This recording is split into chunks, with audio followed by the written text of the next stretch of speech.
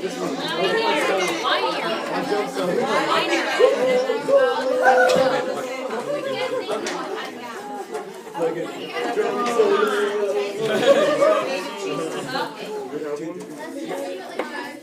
anyone in the room being paid?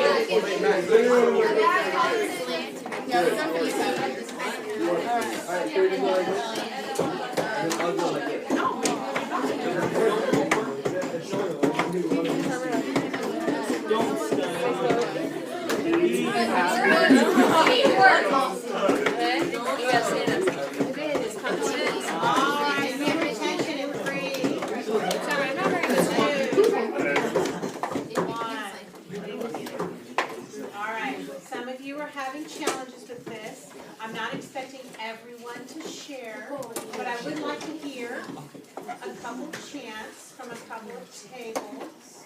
And so Rocky's table is ready. So I need 2 of the people that are not ready. We'll go, Mrs. Out of respect, for them, let's all listen. So Emily, you and Rocky are going to do it? Yeah. Oh, yeah, I already know what table is. They say no. Oh. What? That's okay. The 2 of you can do it. Stand. Okay. You dropped your chair. I know. Shrek on 3. Shrek on 3. Shrek on 3. 1, 2, 3. Onions. Okay. Does that have anything to do with our Okay. Thank you. Mrs. Campbell, no. Yeah, it's actually about math. I got it. That's it.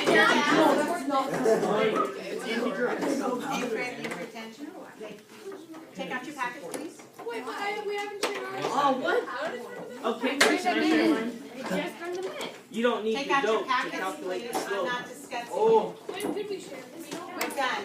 We just turned them in, Mrs. Campbell. We are? We're not going over homework. We're going on to our next packet. where do we? Wait, we turned it in. Packet now.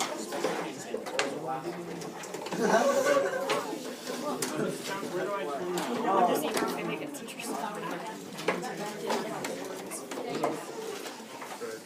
Homework is already collected. You didn't get it collected. That's because your table wasn't paying Oh, attention. you want me to turn it in?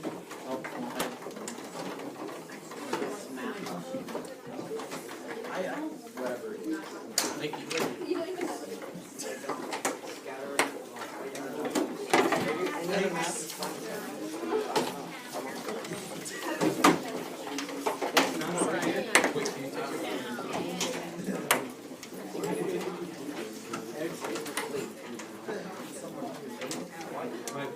Okay, we're beginning scatter plots today. We talked about that yesterday.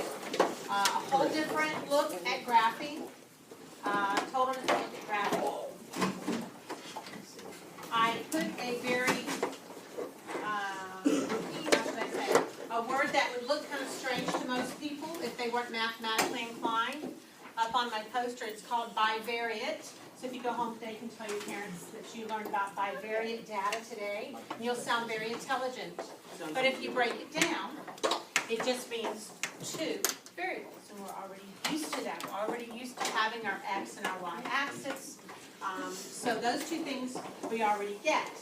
Scatter plots are a little different though, because the points tend to scatter instead of go nice in a nice straight line, either increasing or decreasing. But usually, most of the time, they're going to have some kind of a statistical relationship. Okay, I have a couple of examples that we're going to actually be doing in our packets. But if I purchased a car and I wanted to make sure that it had great gas mileage, right, that it's going to go far on a gallon of gas, of course, you guys don't know how expensive gas is compared to what it's been in years past, but it is pretty expensive. They give you a table in our packet that we're going to look at where cars are rated according to how much they weigh. Well, this is a classic car. Probably weighed a lot more than cars weigh today, right? Because they were made out of a much heavier material. My husband had a 65 Mustang when I was dating him, and he put it all the way back to original. And when I say original, I mean when he got it, it was a junker. There weren't even seats in the car. He would drive around in a crate sitting when he drove. So he loved that car. He painted it candy apple red. He got a lot of tickets with that car and almost got his license taken away from him in that car. But anyway, it was an old '65 Mustang, a classic, and back then they built them very heavy, didn't they? And we know now with NASCAR, what do? They're light because they want to go fast, right? So, but I have a question for you. We talked about statistical relationship. What about cause and effect? Would the weight of the car be the only thing that affected whether the gas mileage was good or not? What do you think, Logan? No, What else could cause that? like the shape of the car. The shape of the car makes it go faster or may have to do with the gas mileage? What do you think, Rocky? What else could affect it? Yeah, I would say yes. Because since it's so heavy, it's gonna take longer to drive around and you're gonna get more gas mileage. Okay, that's a thought. What do you think, Jessica? How much fuel the I don't know, I can't think of what they're called, the engine uses. How much the fuel tank will hold? Is that what you're saying? No, how much an engine uses. How much the engine, how efficient is the engine, right? It could be a very large motor, which would affect it definitely. Somebody in third period mentioned something that you guys haven't mentioned. Drive. Yes, Josiah. The wheels, because with the wheels, depending on how well the wheels grip the ground, also can affect how well the car drives. Very true, the tires, that's one of the things that were mentioned. All right, let's wonder again. We've talked about the car, because in a moment we're gonna be looking at another table that has to do with athletic shoes. My husband's coaching shoes, knows the colors. We're going to look at a table where they rate athletic shoes, all right? And the rate is one of the values, and the cost is another. Now, in my mind, I would wonder, you tell me, if the shoe costs a lot of money, shouldn't the rating be high, the consumer rating, right? In other words, your rating, when you go in after you buy the shoes and go, the shoes are great, they're comfortable, and they lasted a long time, or the shoes were duds, right?